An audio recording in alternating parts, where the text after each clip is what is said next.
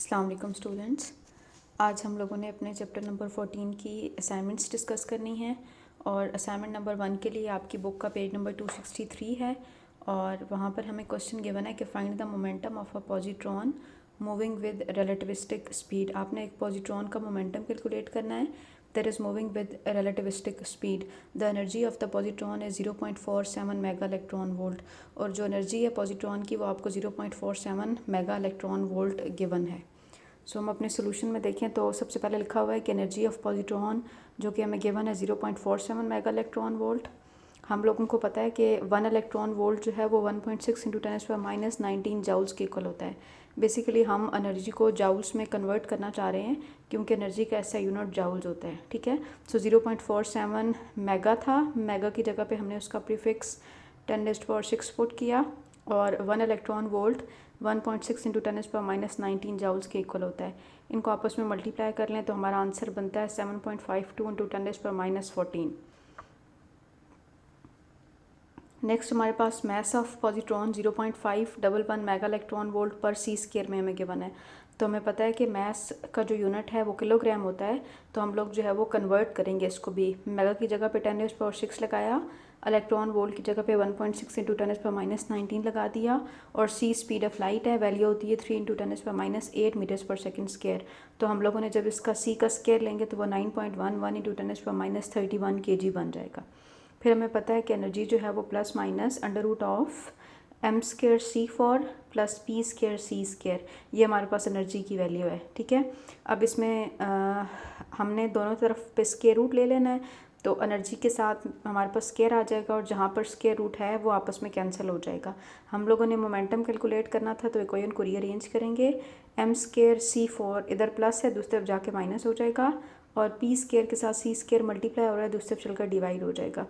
हम इसको डिवाइड में लिखेंगे और दोबारा से हम इसका स्क्वायर रूट ले लेंगे, तो p is equal to under root of E square minus M square C four divide by C square हमारे पास फाइनल फार्मूला बन जाएगा। एनर्जी की वैल्यू भी है, मैस की वैल्यू भी है, सी स्पीड ऑफ लाइट है, हैविंग वैल्यू 3 इंटू 10⁻8। सारी वैल्यूज़ को आपस में पुट करेंगे, स्क्वायर लेंगे, अंडर रूट लेंगे, तो हमारे पास मोमेंटम का आंसर प्लस माइनस में 1.03 इंटू 10⁻21 kg मीटर पर सेकेंड में आ जाएगा।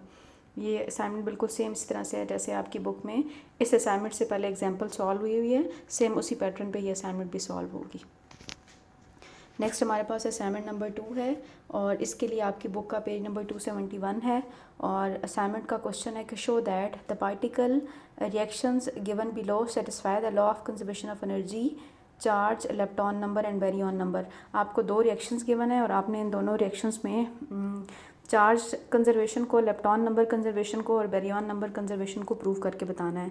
सो नंबर 1 जो रिएक्शन है इसमें हमें लिखा हुआ है कि पायोन प्लस प्रोटॉन कंबाइन करते हैं, तो ये हमारे पास पायोन प्लस न्यूट्रॉन और दो पायोन्स बनाते हैं। पहले वाले का जो पायोन है उसके ऊपर चार्ज 0 है और अगले जो दो हैं एक नेगेटिव है और एक पॉजिटिव है। सो अगर हम चार्ज नंबर की बात करें तो पायोन का चार्ज चूँकि नेगेटिव साइन है तो -1 हो जाएगा, प्रोटॉन के ऊपर +1 चार्ज होता है, फिर पायोन 0 है तो इसका चार्ज 0 हो जाएगा। न्यूट्रॉन इटसेल्फ एक न्यूट्रल बॉडी है, इसका चार्ज 0 होगा। फिर पायोन नेगेटिव है तो इसका चार्ज -1 और पायोन पॉजिटिव है तो चार्ज +1। -1 +1 भी 0 हो जाएगा और दूसरी तरफ भी -1 +1 0 हो जाएगा। इसका मतलब है लेफ्ट हैंड साइड और राइट हैंड साइड में दोनों सेम आंसर आ गया, तो कंजर्वेशन ऑफ चार्ज जो है वो अपने प्रूव कर लिया। नेक्स्ट हमारे पास लेप्टॉन है, तो अगर आप देखें तो पायोन, प्रोटॉन, पायोन और न्यूट्रॉन इनमें से कोई भी लेप्टॉन फैमिली से बिलोंग नहीं करता। इसका मतलब है लेप्टॉन नंबर यहाँ पर रिएक्टेंट्स में और प्रोडक्ट्स दोनों में 0 हो जाएगा। ठीक है, क्योंकि लेप्टॉन जो है वो हमने बेसिक 3 ही पढ़े थे। और इससे नेक्स्ट जो है वो बेरियन नंबर है, तो बेरियन में हमारे पास जो है वो पायोन बेरियन से बिलोंग नहीं करता तो ये 0 हो जाएगा। प्रोटॉन का बेरियन नंबर 1 होता है, फिर हमारे पास पायोन 0 होता है और न्यूट्रॉन का बेरियन नंबर 1 होता है। आपस में सिंप्लीफाई करें तो 0 + 1 1 हो जाएगा और राइट हैंड साइड पर भी 0 + 1 + 0 + 0 सिंप्लीफाई होकर आपको 1 दे देगा।